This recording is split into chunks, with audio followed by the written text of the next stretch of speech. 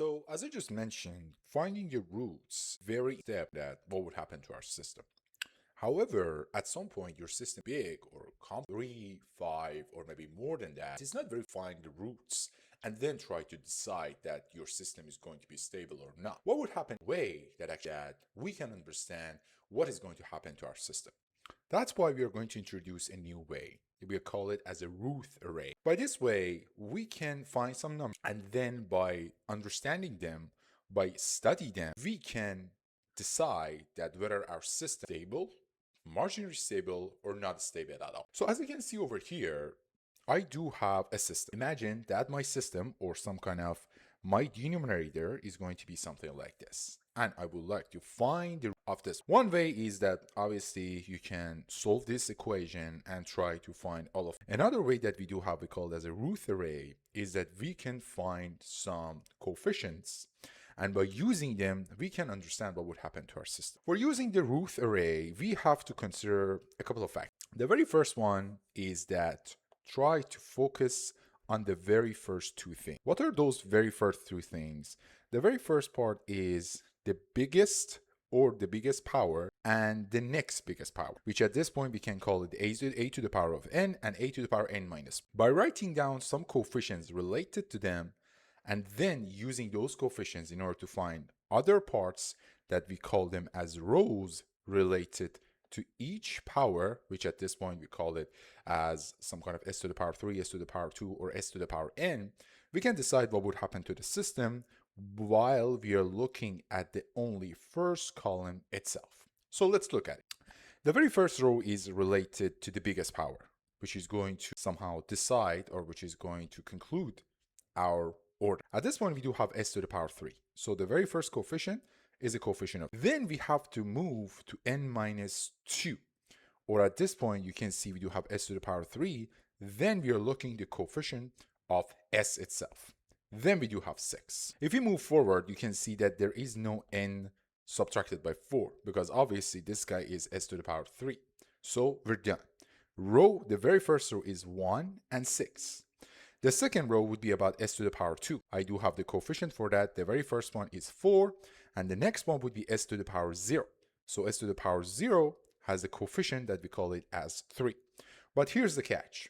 The next row would be important because it's not going to be just looking at s to the power 1, which is going to be 6 itself. No, we already used that for s to the power 3. At this point, in order to understand what would happen inside this column or inside this row, we have to use a way. And that way is a formula. So we can say that by using this formula, which is going to be a to the power n minus 1 times a to the power n minus 2. By the way, these are coefficients subtracted by a to the power a n times n subtracted by 3 divided by a n minus 1, we can find that specific number. So it's not some kind of very complicated. It's just a formula that we have to remember that. So at this point, what we do have an subtracted by 1, which is going to be 4.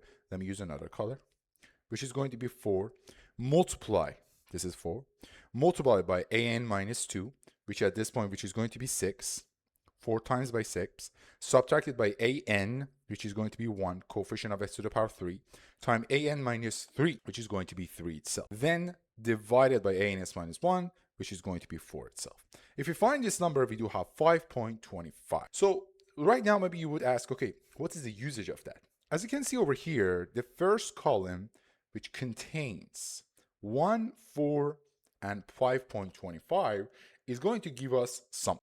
Since I don't have any sign change, as you can see, positive 1, positive 4, 5.25, so I can assume that my roots are going to be on the left side, and I don't have any unstable system. So I can conclude that my system is going to be stable. Either you can use this way or you can find the roots and then decide based on that. Let's see another example. S to the power 3, again, that would be way better to some kind of try to name your coefficients.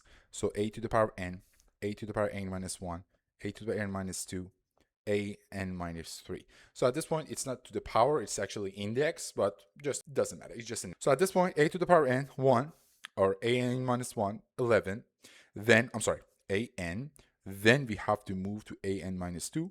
Then we have to move to another one, which we don't have. 1 and 11. For the second row, we do have 6, and then we do have another 6. To find this guy, as we can see in the formula itself, AN minus 1, which at this case is going to be 6, 6 multiplied by 11, subtracted by 6 by 1, divided by what? Divided by 6 itself. What is 6? 6 is going to be AN minus 1. So at this point, what is AN minus 1? It is going to be 6 itself. So it is 10. Am I done? Obviously not, because I do have s to the power 0 as well.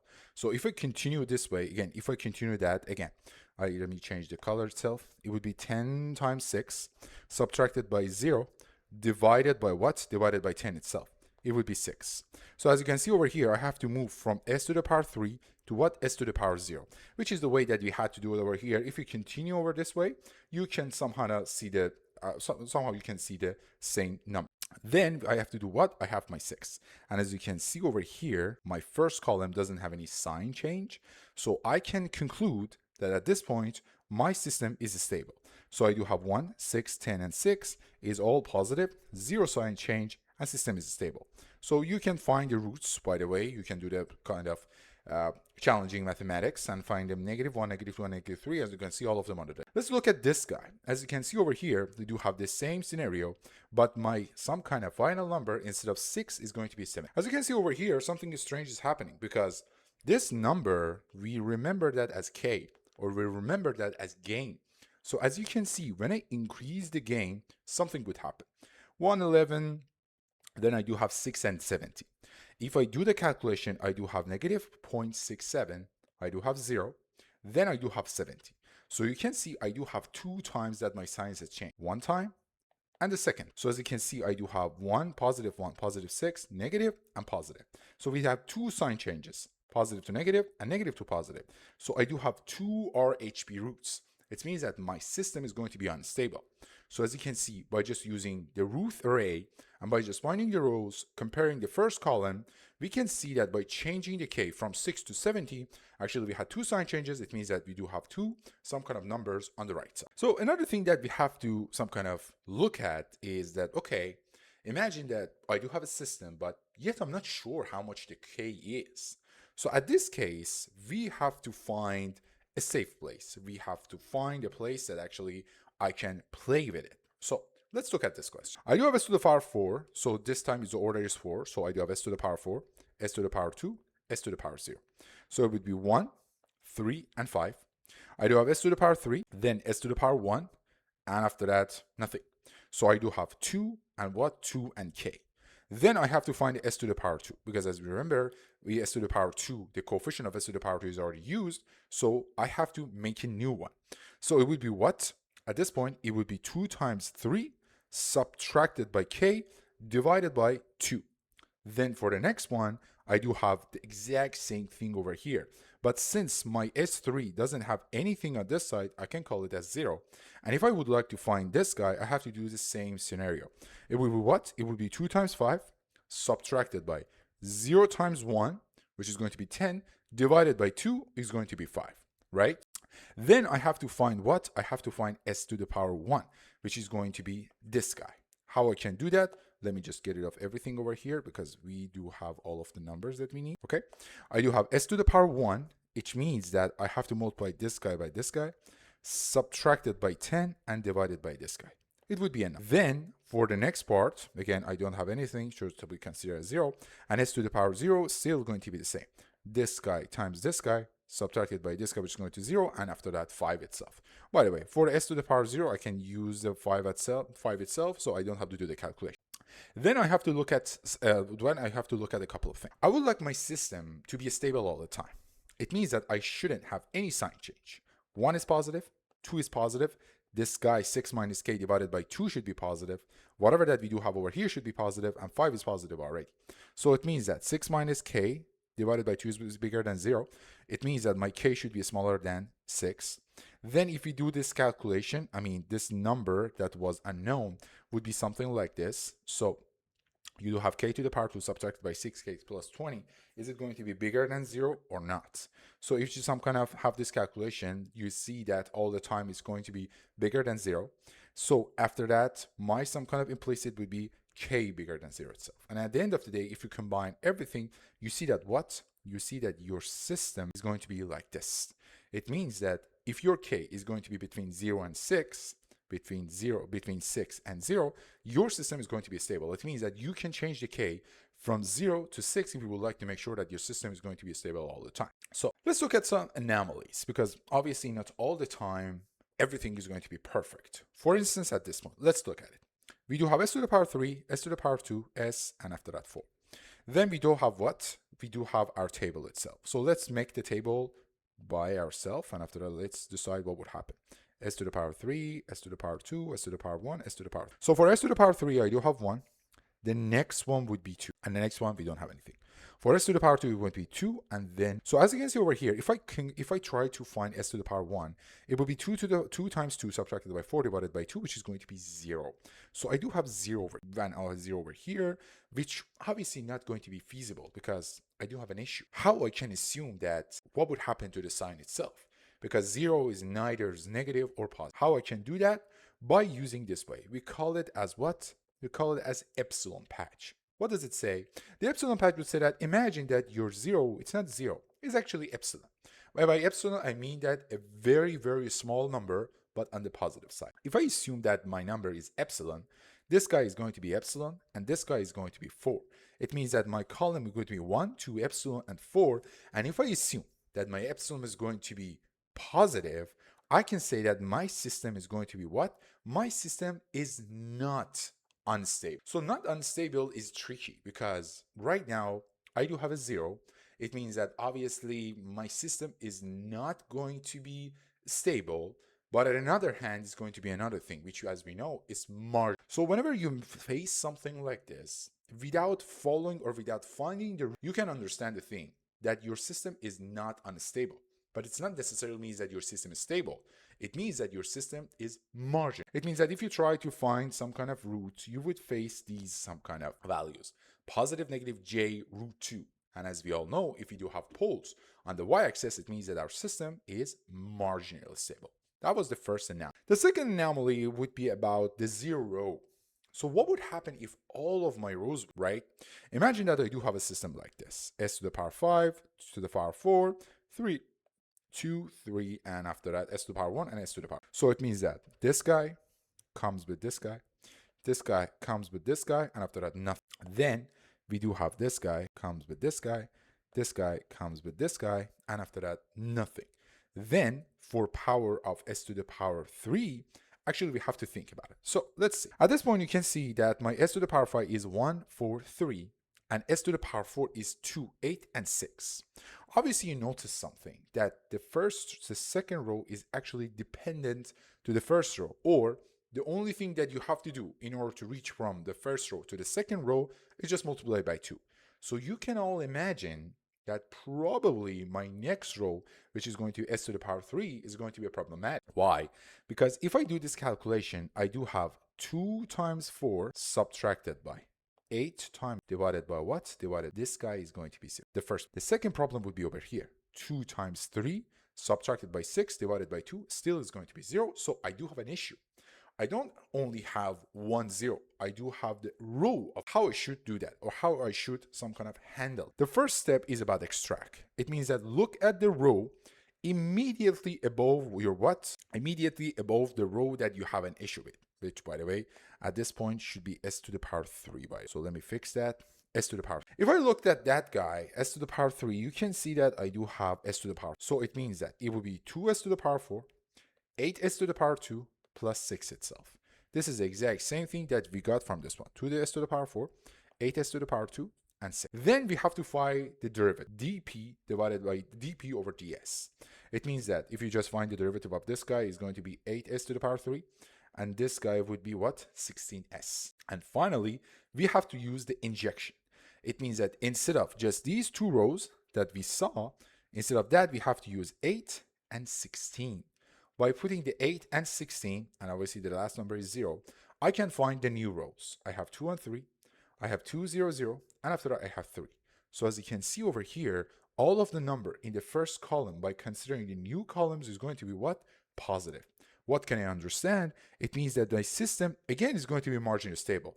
Why? Because I do have the row of 0. The way that we did that, because we don't like the row of zeros. Why we use the epsilon? Because we don't like the column of 0. So we do have some kind of what? We do have a solution. We have to use this to find our answer itself. So again, my system is going to be what? Marginist. So let's look at the critical gain, because as I just mentioned that this k is going to be problematic at some. So I do have s to the power 3, 4s2, 8s plus k. As we guys know, since everything is going to be positive, 1, 8, 4, and k, which again, I don't care. But one thing that I do care is about the S1 row, or the first column, which is 32 subtracted by k divided by 4. So I know for a fact that my system should be like this. My k should be between 0 and 32. If I would like to make sure, by the way, your k should be positive, which is the very first fact. And then that top margin, because again, gain cannot, we are talking about the positive gain all the time. And then it should be 30. I mean, less than 32, because if I would like to in this system to be some kind of positive, and after that, it's going to be everything stable. So this is about the system itself. So what would happen at k equals to 32? That's an important question. If I do have that, my system is going to be like this. And after that, my system is going to be what? It's going to be marginist. So it means that if the dial turns to k equals 33, one sign change occurs. One RHP root emerges, immediately catastrophic exponential runaway. So I have to be careful that my number should be between 0 to 32. If it is some kind of urgent, and if it's kind of out of my control, the maximum number can I have is 32. While I have to sacrifice the stability of the system. Margin is stable, but if it's going to be bigger than that, the problem is way worse. But wait a second, obviously we are talking about mathematics. As I just told you, we do have around 10-20% of tolerance. So we cannot expect all the time the physical world or practical world is going to follow the same rule. The idea or the concept is okay, but as you guys know, the k, or some kind of the number that is going to be very fragile, I cannot risk the whole system to move through that or to move around that.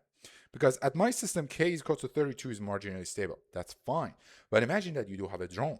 And in your drone, if your k is going to be 31.9, which is going to be very, very close to the edge, your some kind of a system itself or your motor is going to heats up mid-flight, causing a tiny amount of fragile or the change, maybe 0.5%. You don't need that big number. At this point, your k is going to get worse more than 30. And if you reach to that level, means what? Means that your system is going to pass through the margin stable. It means that your system is going to enter the non-stable system or unstable mode. And after that, you cannot do anything. There's no way back. So your system is going to be like this and everything is done. So never target the critical gain. The critical gain was 32. Engineering design requires a buffer gain margin. Remember that. Another thing that we do have, again, just like another question itself. So at this point, instead of just having all of the numbers, we do have variables, but not only k itself, but others. So as you can see, s to the power 3 and 5s, as to the power 2 and b. If we make the Routh array, we do have 1 and 5, we do have a and b, and then we do have what? 5a subtracted by b, and then we do have b. So as you guys know, a should be positive, b should be positive, and this guy should be positive. If you combine all of them together, you do have the zone. So this zone is going to be safe operating zone. This is another way that you can, if you have some kind of more than one variable, you can find your system, you can find your some kind of state. So let's talk about the absolute vs relative stability. Imagine that you do have a system and it has a pole located perfectly at s equals to this guy. So Routh-Hurwitz says that its system is going to be stable. It mathematically exists in the left half plane, because you're just looking at it, say that, okay, that's fine, it's on the left side, right? But we do have two different things, not the very different, but some kind of two relative. First of all, we do have the absolute stability. We call it the Routh-Hurwitz. What does it say? This is a binary. This is a yes or no. It polls, it's on the left side, that's fine. We say that, okay, everything is okay, life is good, its system is stable. However, we do have another system or another stability that we call it as root locus or Bode. So root locus is something that we are going to talk about it today, but Bode analysis is going to be for the further slides or for the further session. So what does it say? That root locus, as I just mentioned, is that how much I can increase the gain before reaching to unstable condition. So it means that how far into the LHP is the pole, because also this is important. The distance from the axis dictates the actual depth. It means that right now, you don't have to only answer the question that your pose is just on the left side. No, you also have to consider this fact that how far your system is on the left side.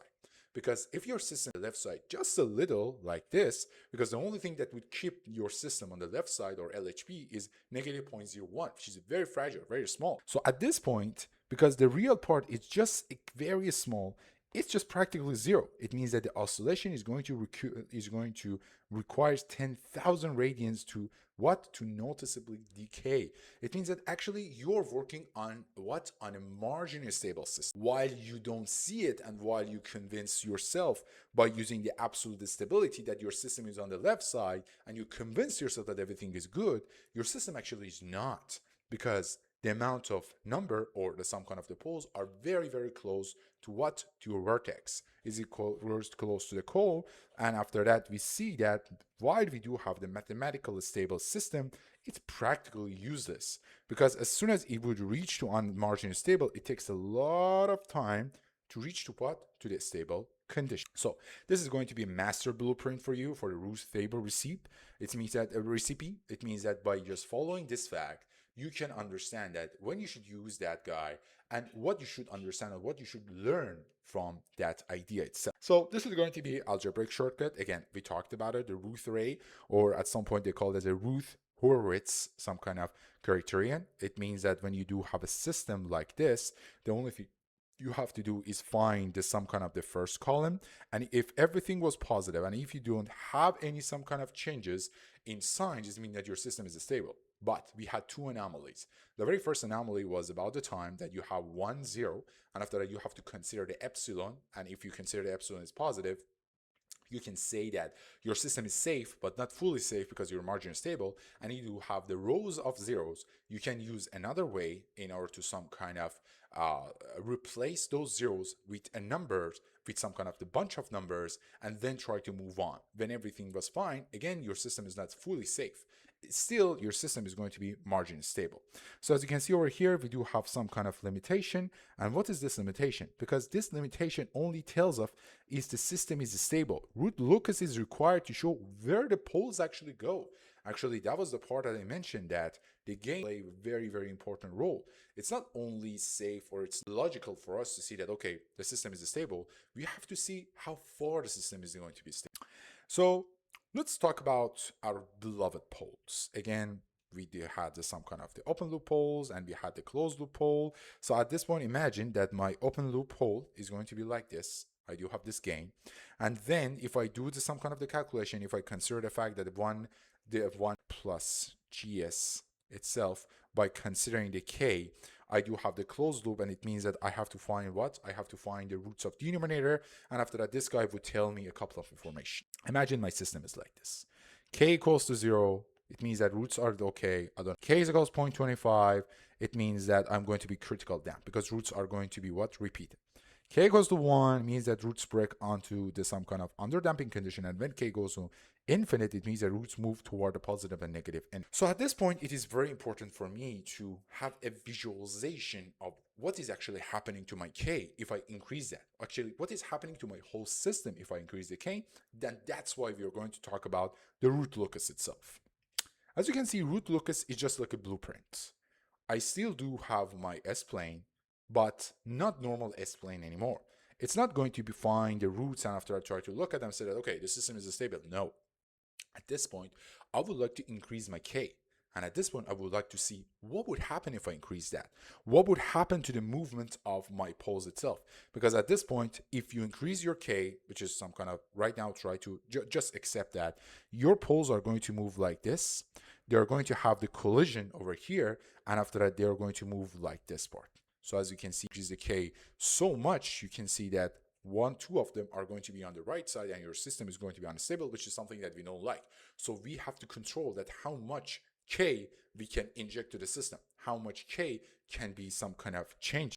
So again, let's try to see the S-plane itself. Let's look at the K as a knob. Imagine that your cane is like this. It's just like a knob and it works from 0 to positive infinite. Again, as you can see, there's no negative k. The only thing that would make your k as negative is your feedback. Either it's positive feedback or negative feedback. Okay, k itself is just going to be 0 to positive. So it means that the root locus is going to be just a path and traced by the closed loop poles, as the open loop gain k varies from 0 to infinite. So it means that while my poles at the very beginning, when my k is going to be 0, is like this, by increasing the k, what actually would happen to my system? I would like to follow that path itself. So the mechanism is going to be like this. We are going to turn the knob up and poles move along some kind of in the predetermined path. And the geometry of the path is permanently fixed for a given system. And tuning k simply moves your current operating point along that fixed waypoint. It means that actually it's good because it doesn't necessarily mean that if I increase the k, my system is going to be unstable or I cannot control it all the time. It means that I do have a path. I know what would happen. I can predict the future. But the question is that how much I can control the k, or how much k should follow along in order to make sure that my system is going to what? My system is going to be stable itself. So let's look at the physical system. Let's have some kind of ideas. As we all know, if we do have the poles on the left side, we do have the system like this. It means that this system is going to be overdamped. It's going to be a sluggish, exponential climb. So it is good. It's not. Then I do have the poles like this. So it means that right now at the first point, the k was so small. Then I do have the medium k, that those guys are going to move along each other. We are going to talk about it. Why is like that? Those poles are going to move along each other. Then I do have the critical damp. It means that k is medium. Then I do have the large k. At this point, as I just told you, we are going to have a collision, and then your poles are going to move along into a path. Still, my system is going to be stable, but as you can see, it's on. But if I increase my k too much, something would happen to the poles. It's not exact, but something would happen to the poles and everything going to be on the right side, which obviously I don't like it. And it means that your system is stable. That's why we do care about how much we can itself.